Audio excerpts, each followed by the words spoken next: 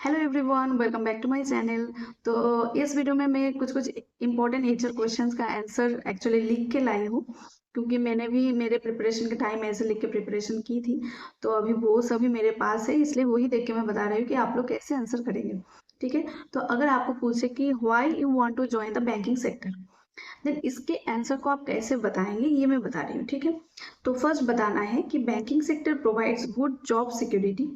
It is a much respected profession in India. We get a social status and respect as a banker, and it is one of the fastest growing sector and having very good career growth opportunities. ठीक है, then बोलना है कि so as an aspirant I also want a job security along with that reputation in the society, and as banking job provides some tremendous opportunities for us to serve the people across the country, so thereby I will be able to serve the nation. So in this regard I want to join the banking sector. Next point में बताएंगे कि sir here I want to say you along with that I have completed my graduation in agriculture and I want to contribute to the rural India and I want to contribute in enhancing the farmers livelihood and to boost the agri economy in the country. Okay, and next बोलेंगे कि for this reason I was preparing for the banking sector. If I will get an opportunity to serve the banking sector, then I will definitely do this serving with my good hearts and soul. Okay, तो इस answer को आपको ऐसे बताना है। And next आपको अगर पूछेंगे कि बैंक अगर प्राइवेटाइजेशन होता है तो इसके रिगार्डिंग आपको क्या कहना है, तो इसका आंसर ऐसे बताएंगे कि सर और madam, I want to become a banker as a profession, and when I look towards the job sector I feel very happy that this job is best suitable for my career, and when I look deep into it I found that whatever I have studied, I could be able to contribute here, and this sector is going to give me a lot of opportunities to serve the country, as our country is an agri-based country. And maximum farmers and whole population depending upon the farming community.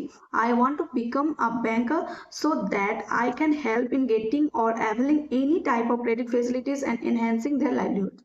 Okay, तो इसको आप ऐसे बता सकते हैं, क्योंकि privatisation के बारे में आप नहीं बोल के भी ऐसे बोलेंगे जो पॉजिटिव इम्पैक्ट रखेगा। ठीक है, नेक्स्ट अगर आप मतलब अगर आप हायर एजुकेशन जैसे एमएससी या फिर पीएचडी कर रहे हैं और उसके टाइम आप इंटरव्यू देने गए तो ये पूछ सकते हैं कि व्हाई नॉट हायर एजुकेशन। तो इसका आंसर ऐसे देंगे कि since the day I joined agriculture from that day onwards I was looking for a good job after my graduation, so when I had gone through that I found that agriculture field officer is one of the best jobs in the banking sector. Okay, next अगर आपको पूछे कि आपको 5 साल बाद खुद को कैसे देखना है, तो इसका आंसर आप ऐसे बताएंगे कि sir I want to see myself as an agriculture field officer, क्योंकि आपको एग्रीकल्चर फील्ड ऑफिसर तो बनाएंगे ना, इसके लिए आप आए इंटरव्यू देने के लिए। तो ये पॉइंट आप जरूर रखेंगे कि sir I want to see myself as an agriculture field officer in a public sector bank. Along with that I want to see some changes, some growth in my character, in my profession, in my lifestyle. Along with that I want to become a very responsible and successful person in the society where I can contribute to the society and to the nation.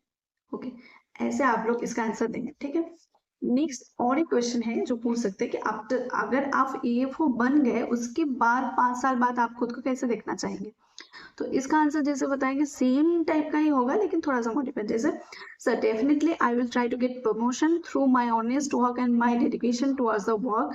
I will definitely try to be in high position so that I can lead my fellow mates. Along with that I can contribute maximum to the organization, and last but not the least want to become a responsible and successful person in my life. Actually आप अगर कुछ भी sentence के पीछे ये sentence जोड़ देंगे कि I want to become a successful person in my life, ये बहुत इम्पैक्ट रखता है एक। ठीक है, तो इसको जोड़ देना है। और इसके बाद अगर आपको पूछे कि आपको अगर साउथ इंडिया में पोस्टिंग दे दिया, आप काम कर पाएंगे कि नहीं, तो इसका आंसर भी आपको बताना है कि ये sir definitely wherever they will post me और they will assign me whatever the works I will do it, and if they are posting me in southern India or anywhere, then I will try to learn the local languages first and I will try to converse with the people in their languages only. Okay, तो इसका ऐसे बताना है। Next एक important question है जो कि अगर आपको out of the state posting दे दिया, अगर आप एक लेडी मतलब आप अगर आप एक वोमेन है, अगर आपको out of the state posting दिए तो आप उस केस में क्या करेंगे, तो इसके आंसर बताना है ऐसे कि डेफिनेटली मैम और sir, In fact, I am switching over from my academics to this banking service because it is offering me to work in different states to gain experience from different states. It is providing me an opportunity not only to serve my own people rather than serving different parts of people in India, which will give me more satisfaction, and the exposure I gain there and the languages I learn from there and the situation I handle there will also be different, which will add up to my quality. So I am totally looking up to working in all the states of India. और इसके बाद अगर आपको पूछे कि जो मैंने पिछले वीडियो में बताया था, ऐसे क्वेश्चन पूछ सकते हैं कि अगर कोई गरीब बहुत ऐसे पुअर पीपल आपके पास आए और डॉक्यूमेंट कुछ कुछ नहीं है लेकिन उनको लोन बहुत ज़रूरी है अभी लेने के लिए, तो आप उस केस में लोन देंगे कि मतलब क्या बताएंगे उनको? तो उसको भी आपको पॉजिटिव वे में हैंडल करना है। कैसे बोलेंगे कि I would try my level best to get the documents ready before I am sanctioning the loan. Okay, if it is not possible, I would arrange some other way, or I would definitely speak with my senior. I would get help from my senior officials and to the other friends that I have in other zones to help him out, but only if I am provided with all the documents only, then I will sanction the loan, sir. Nothing against the rules of the bank, because that trust with which they have appointed me, I am not gonna break this trust till the retirement of my career. Okay, तो इसको आप ऐसे answer देंगे क्योंकि आप rule के against नहीं जाएंगे तो ही आप थोड़ा सा मतलब अच्छा ऑफिसर बन पाएंगे ना, इसलिए तो इसको ऐसे बताना है. ओके, और आपको ये पूछ सकते हैं qualities that make you different from others. इसमें आप क्या क्या पॉइंट रख सकते हैं वो मैं बता रही हूँ, ठीक है. आपको ये बोल सकते हैं कि आप कैसे अलग होंगे दूसरों से, और ये बोल सकते हैं क्वालिटीज जो एक एफओ में होना चाहिए. तो इसका आंसर आप कैसे बताएंगे? जैसे should be able to handle pressure, should be trustworthy, should be confident enough to tackle the situation or tackle the customers. Next, emphasizing with the farmers is very important, as the main focus of banking is to serve the people rather than to earn profit. Okay, should be disciplined. His decision making capacity should be instant, should adapt rapid changes, or should be adaptive enough, and should be comfortable to travel.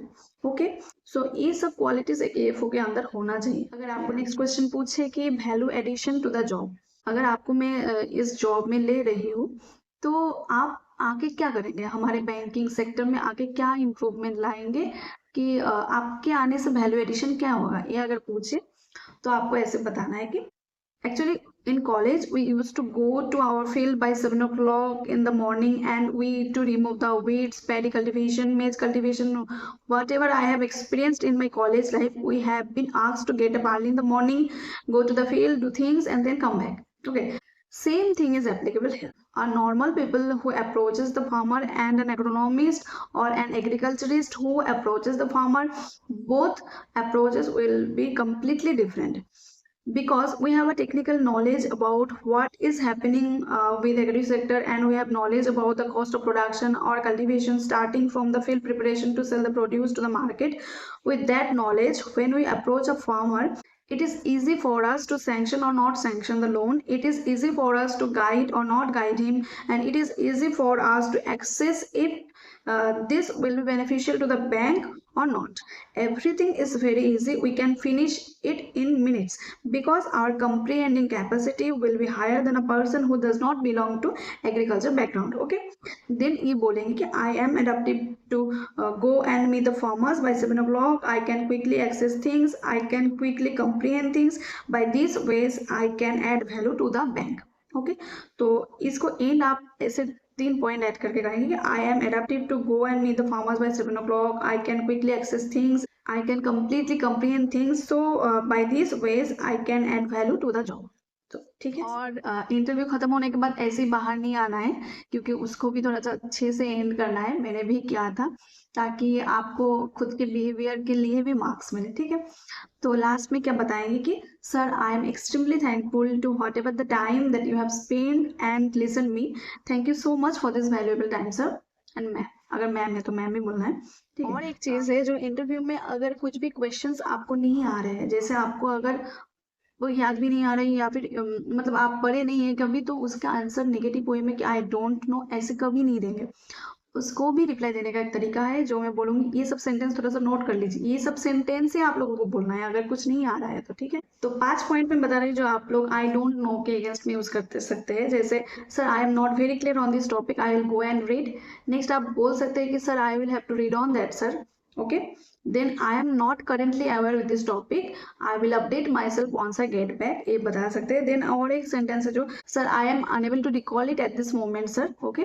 Then और एक अगर कुछ controversial कुछ बोल दिए कि अगर political या फिर कुछ कंट्रोवर्शियल टॉपिक जो चल रहा है उसके बारे में अगर आपको कुछ राय पूछे तो उसके अगेंस्ट में ऐसे बताना है कि sir I don't feel adequate knowledge to comment on that sir. तो ये बताने से क्या है, आप कोई पॉजिटिव भी कोई नहीं बोले और नेगेटिव भी नहीं बोले, क्योंकि अगर आप किसी के अगेंस्ट में बोल दिया, अगर कोई है जो उनके मतलब उसको सपोर्ट करता है तो आपका वो नेगेटिव इम्पैक्ट आ सकता है। तो इसलिए आप उसमें कोई कमेंट ही नहीं करेंगे, इसको आंसर देना है कि sir I don't feel adequate knowledge to comment on that sir, ठीक है, ऐसे बोलना है। तो मैंने सब कुछ क्वेश्चन इसमें कवर कर लिया जो भी एचआर क्वेश्चन हो सकता है। और एक है जो जॉब प्रोफाइल है एफओ का, और एक है कि रोल ऑफ एन एफओ। तो और जॉब हायरार्की भी है, ये थोड़ा सा आप लोग गूगल से या यूट्यूब से कहीं से भी मिले तो पढ़ लेना, क्योंकि ये इम्पोर्टेंट है। कुछ भी जॉब आप करने जा रहे हैं तो उसका जॉब प्रोफाइल जानना बहुत ज़रूरी है, ठीक है। तो एचआर क्वेश्चन वगैरह हो गया। और अभी अगर कुछ इंपॉर्टेंट टॉपिक के बारे में आप लोगों को हेल्प चाहिए, आप लोगों को वीडियो चाहिए, तो मुझे कमेंट में बोल देना, मैं नेक्स्ट वीडियो में लाऊंगी, क्योंकि ज़्यादा दिन नहीं है, मैं ज़रूर ट्राई करूंगी कि जल्दी जल्दी वीडियो देने के लिए। तो मिलती हूँ मैं नेक्स्ट वीडियो में, तब तक के लिए बाय बाय।